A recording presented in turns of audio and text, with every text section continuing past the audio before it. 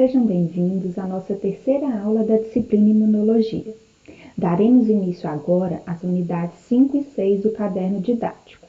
Nessa aula, vocês aprenderão sobre as principais diferenças entre imunização passiva e ativa, como são feitos os soros e as vacinas, e os principais tipos de vacinas.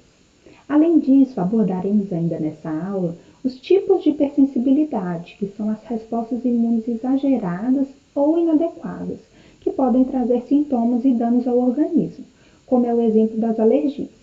Estudaremos ainda nessa aula sobre as doenças autoimunes. Lembrem-se de anotar as principais informações e, em caso de dúvidas, postem no ambiente virtual da disciplina. Vamos lá! O termo imunização significa promover proteção imunológica específica contra determinado patógeno ou toxina causadores de doenças. Existem dois tipos de imunização, a passiva e a ativa. A imunização passiva é aquela que ocorre sem que o organismo seja exposto a um antígeno, ou seja, ela ocorre pela inoculação de anticorpos já produzidos anteriormente. Essa imunização passiva pode ser natural ou artificial. Nesse caso, a imunização natural ocorre por meio da transferência de anticorpos da mãe para o bebê, seja através da placenta, em que são transferidos anticorpos IgG, como vimos na aula anterior, ou por meio da amamentação, em que os principais tipos de anticorpos transferidos são os IgA e, em menores quantidades, os IgG e IgM. Os anticorpos adquiridos pela amamentação, eles são muito importantes por ligarem-se ao trato digestório do bebê, dando assim proteção principalmente contra patógenos intestinais. A forma de imunização passiva artificial é realizada por meio dos soros. Nós falaremos mais sobre eles adiante. Em relação à imunização ativa, ela é a imunização que é desenvolvida por meio do contato com antígenos e posterior desenvolvimento da resposta imune pelo próprio organismo, por meio da produção de anticorpos. Esse tipo de imunização também pode ser natural, que é quando o indivíduo entra em contato com patógenos do próprio ambiente, podendo ou não desenvolver doenças e posteriormente desenvolvendo a defesa contra esses patógenos. Ou também pode ser artificial, ocorrendo por meio da vacinação, que falaremos mais adiante. A soroterapia é a imunização transferida artificialmente pela injeção contendo imunoglobulinas de outros indivíduos ou de um animal. É um tipo de imunização utilizado contra os envenenamentos por picadas de animais peçonhentos ou infecções como difteria, tétano e sarampo. O objetivo da soroterapia, na maioria das vezes, é promover a terapia e não a profilaxia, ou seja, para remediar o envenenamento ou a infecção que já se instalou, e não para prevenir que a pessoa seja acometida. Os anticorpos geralmente são obtidos de cavalos e coelhos, que são imunizados com os patógenos contra os quais se deseja produzir o soro. Embora o soro seja muito importante, devemos lembrar que os anticorpos que são provenientes de outros animais apresentam a possibilidade de serem reconhecidos pelo organismo como estranhos, produzindo uma resposta imune pelo receptor contra esse soro. Para evitar que isso aconteça, há a alternativa de se usar anticorpos de seres humanos que já tenham sido imunizados ou que já tenham contraído aquela determinada doença anteriormente. Como na soroterapia os anticorpos são injetados e não os antígenos, como é o caso das vacinas, a ação contra aquele determinado antígeno é instantânea, já que não tem que desenvolver a resposta imunológica. Por outro lado, esse tipo de tratamento não confere uma memória imunológica, ou seja, não vai garantir uma proteção duradoura, e sim uma melhora no quadro de saúde da pessoa. Aqui no slide, temos uma tabela que está no nosso caderno didático, representando os principais soros utilizados atualmente. Para o tétano, que é causado por uma toxina bacteriana, temos a antitoxina tetânica de origem animal ou humana. Para o botulismo e a difteria, que ambos estão relacionados a toxinas bacterianas, temos as antitoxinas, que são provenientes do soro de cavalos, e para a raiva, que é uma infecção viral, temos as imunoglobulinas, os anticorpos, produzidos em cavalos ou humanos. Já para a picada de cobras e aranhas, temos o antiveneno específico para cada uma, que é produzido também em cavalos. Nessa figura, podemos ver como é produzido o soro antiofídico, ou seja, o antiveneno de cobras.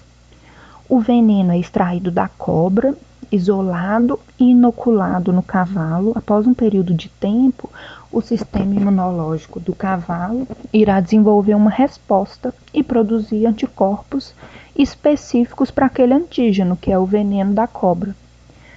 Depois, o sangue do cavalo contendo esses anticorpos é retirado e o plasma é purificado para aplicação em humanos. Vamos agora a um breve histórico do surgimento das vacinas. Até o início do século XX, muitas pessoas morriam por não terem acesso a métodos efetivos de imunização. O termo vacina surgiu em 1798, a partir das experiências de Edward Jenner, um médico inglês que descobriu que a inoculação de secreção de pessoas com varíola bovina, que é um tipo mais leve de varíola, em pessoas saudáveis, fazia com que essas pessoas ficassem resistentes à varíola humana, como se elas tivessem adquirido algum tipo de proteção. Edward Jenner é considerado por isso o pai da vacina. Um tempo depois, Pasteur, por volta do ano de 1885, descobriu que o agente transmissor da raiva era um vírus e desenvolveu a vacina antirrábica. A descoberta da vacina antirrábica foi o primeiro resultado de grande repercussão da microbiologia aplicada à medicina. Além da vacina antirrábica, Pasteur trabalhou também com esse mesmo princípio para produzir bactérias atenuadas do antraz, causado pelo Bacillus anthracis. Essas bactérias eram atenuadas pelo calor e utilizadas como vacina para proteger ovinos contra as bactérias mais virulentas do antraz. Após a descoberta de Pasteur, houve uma pesquisa ampla de novas vacinas e, com o tempo, a produção em massa dessas vacinas se tornou viável, possibilitando o controle da disseminação de doenças como poliomielite, difteria, coqueluche, sarampo, febre tifoide, a cólera, a peste bubônica, a tuberculose, febre amarela, o tétano, a hepatite, a rubéola, dentre outras doenças. Atualmente no Brasil, os institutos responsáveis pela produção de vacinas são o Instituto Butantan, que é do governo do estado de São Paulo, a Biomanguinhos, que é do governo federal, e a Fiocruz. As vacinas, como já dissemos anteriormente, são usadas como uma forma de profilaxia, ou seja, de prevenção. A sua inoculação estimula o organismo a produzir anticorpos contra determinados antígenos. Por isso, dizemos que a vacina é uma forma de imunização ativa. As vacinas desencadeiam uma resposta imune específica, mediada por linfócitos, e têm como objetivo formar células de memória, que serão responsáveis por desencadear uma resposta imune de forma mais rápida e intensa nos contatos futuros com esse antígeno em questão. As vacinas contêm em sua formulação antígenos e existem diferentes maneiras com que elas podem ser preparadas.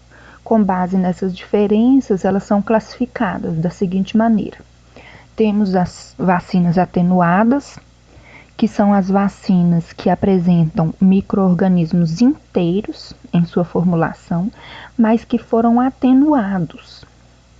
A atenuação é um processo em que a virulência, ou seja, a patogenicidade desse agente infeccioso é reduzida. Dessa forma, a inoculação da vacina não causa a doença, mas ao mesmo tempo, o agente infeccioso ainda apresenta a capacidade de se multiplicar e é capaz de estimular a resposta imunológica no organismo. O método mais utilizado para a obtenção de agentes patogênicos atenuados baseia-se em promover infecções sequenciais em culturas celulares in vitro ou em ovos embrionados, gerando assim cepas menos patogênicas, mas sem gerar prejuízos à capacidade de se replicar.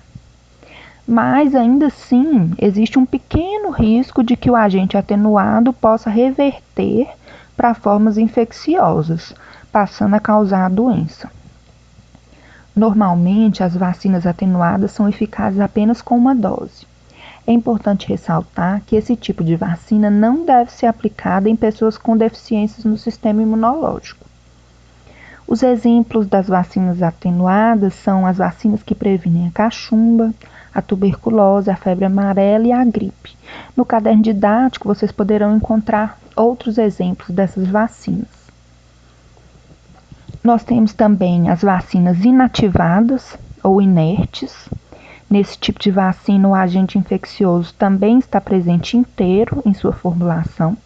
No entanto, ele é inativado, ou seja, ele passa por alguns processos que o incapacitam de se multiplicar no organismo.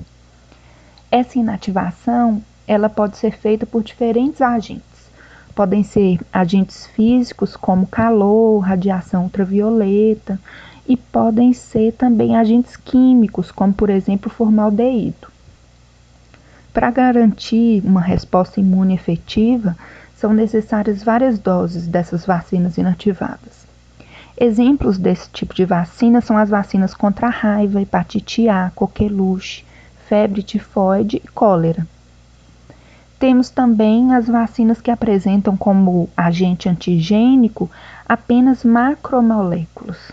Nesse tipo de vacinas, podem ser utilizadas partículas do agente infeccioso fracionadas e purificadas, ou toxinas naturais com a sua atividade anulada. A vantagem dessas vacinas é que elas são seguras, pois como não há o agente patogênico inteiro, não há também a possibilidade de causar a doença.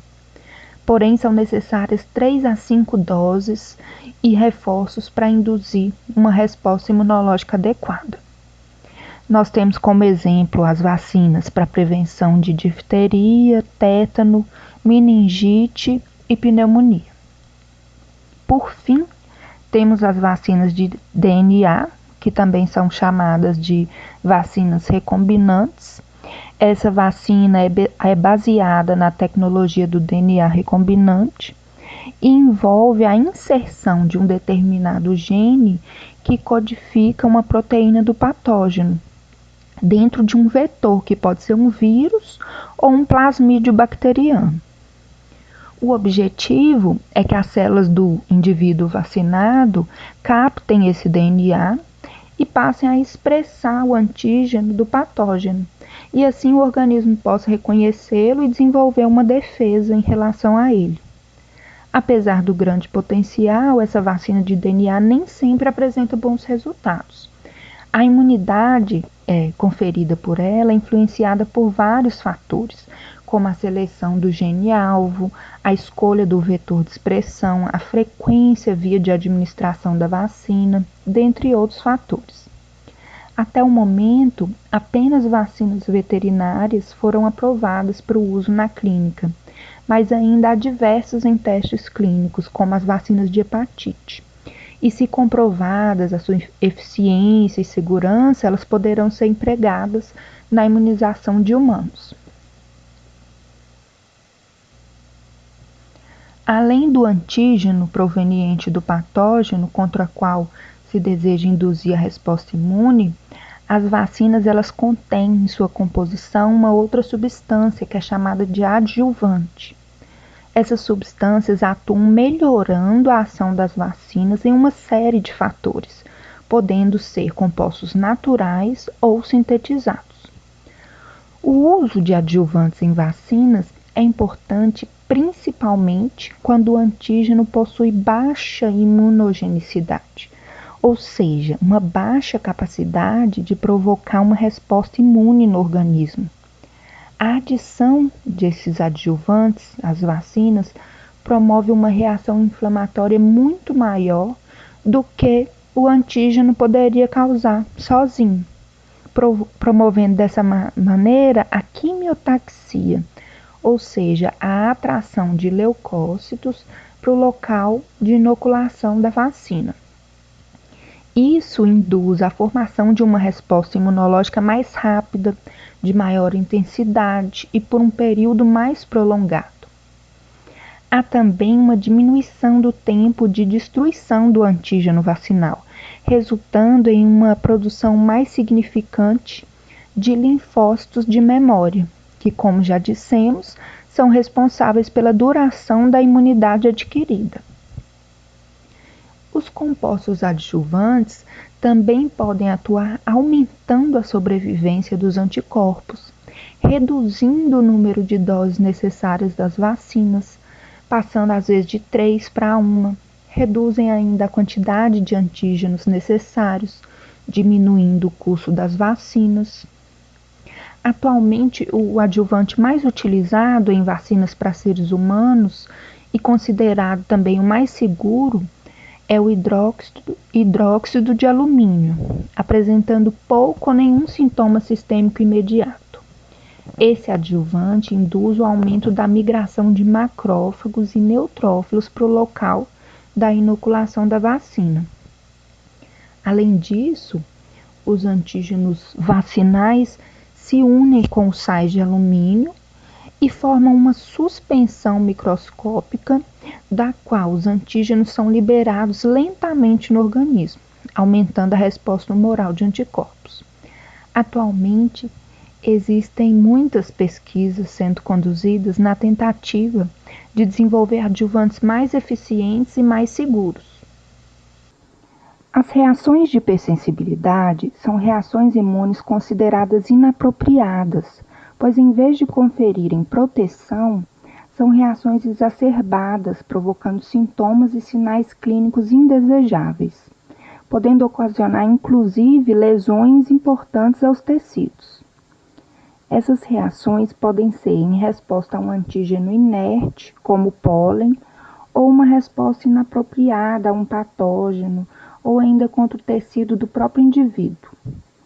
As reações de hipersensibilidade podem ser divididas em 4 tipos, tipo 1, tipo 2, tipo 3 e tipo 4, baseados nos mecanismos envolvidos e o tempo levado para a reação. Vamos falar agora um pouco sobre cada tipo de reação de hipersensibilidade. A hipersensibilidade tipo 1 é também chamada de imediata ou hipersensibilidade anafilática.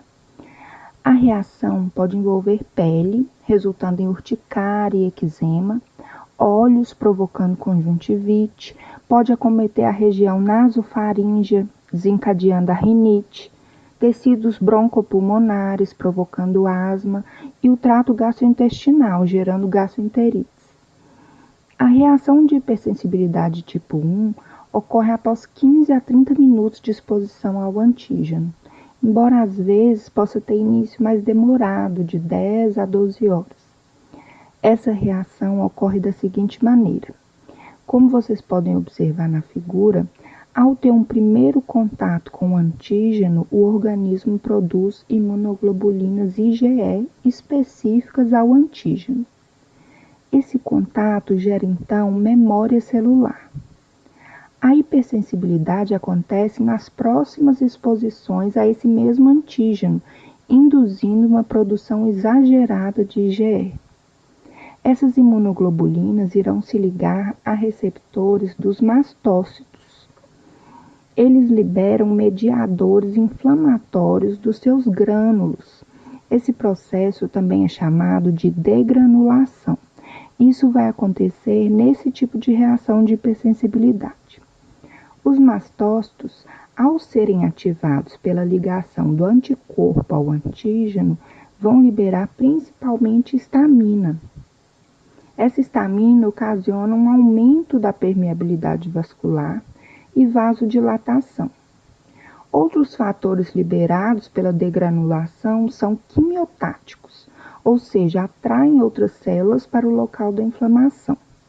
Nesse caso, ocorrerá um aumento de eosinófilos e basófilos na circulação, assim como fatores de ativação plaquetária. O choque anafilático é o exemplo mais dramático de uma reação de hipersensibilidade tipo 1, que resulta de uma disseminação sistêmica do antígeno, ou seja, uma disseminação desse antígeno no corpo todo. A alta concentração de mediadores químicos que são liberados provoca um aumento da permeabilidade vascular. O líquido do espaço vascular é então extravasado para o extracelular e há uma significativa queda no tônus vascular e na pressão sanguínea, uma constrição das vias respiratórias e o fechamento da epiglote, podendo causar o sufocamento do indivíduo. As reações de hipersensibilidade do tipo 2 também são chamadas citotóxicas e elas são mediadas por anticorpos. Esse tipo de reação acontece quando o sistema imune reage a um antígeno que não seria danoso, provocando assim uma resposta desnecessária e indesejada. Essa reação pode ocorrer em resposta a antígenos próprios, ocasionando doenças autoimunes ou a antígenos externos ao organismo. As imunoglobulinas que atuam nessa hipersensibilidade são da classe IgG ou IgM, que se ligam à célula-alvo, causando danos ou mesmo morte celular. A hipersensibilidade do tipo 2 pode ocorrer das seguintes maneiras. Uma delas é a ativação do sistema complemento pelos anticorpos que opsonizam células de um determinado tecido. As células-alvo são então fagocitadas e destruídas por macrófagos e neutrófilos, que possuem receptores para essas imunoglobulinas IgG e IgM. Um exemplo em que ocorre esse mecanismo é a anemia hemolítica autoimune. Nessa doença, as hemácias são opsonizadas, ou seja, marcadas por imunoglobulinas e posteriormente destruídas pelas células fagocíticas no baço. No caso da citotoxicidade dependente de anticorpos, a presença de antígeno estimula células B específicas. A célula B passa por uma expansão clonal e produz uma grande quantidade de imunoglobulina contra o antígeno. Ao se ligar ao antígeno, a imunoglobulina leva a célula-alvo a ser destruída pelas células NK. No caso da disfunção celular mediada por anticorpos, os anticorpos se ligam a receptores normais de células, causando alteração na função desses receptores ou interferindo no funcionamento da célula. As consequências desse mecanismo podem ser bastante danosas, ainda mais se esse receptor tiver funções na sinalização endócrina e neuromuscular, por exemplo. Nesse caso, pode ou não haver inflamação. Um exemplo de doença ocasionada por esse tipo de hipersensibilidade é a anemia perniciosa. Nesse caso, os anticorpos bloqueiam as células da mucosa gástrica impedindo que a vitamina B12, que é muito importante, seja absorvida pelo organismo. Algumas reações do tipo 2 ocorrem em resposta a antígenos externos ou células transplantadas, que é o caso, por exemplo, da rejeição no transplante de órgãos ou da incompatibilidade sanguínea para transfusões. A reação de hipersensibilidade do tipo 3 é também chamada de hipersensibilidade mediada por imunocomplexos. E ela ocorre quando a quantidade de antígeno no organismo é superior à quantidade dos anticorpos, formando assim esses complexos de ligação de antígenos e anticorpos, que são chamados de imunocomplexos. Quando há uma produção excessiva de imunocomplexos, pode haver a precipitação deles.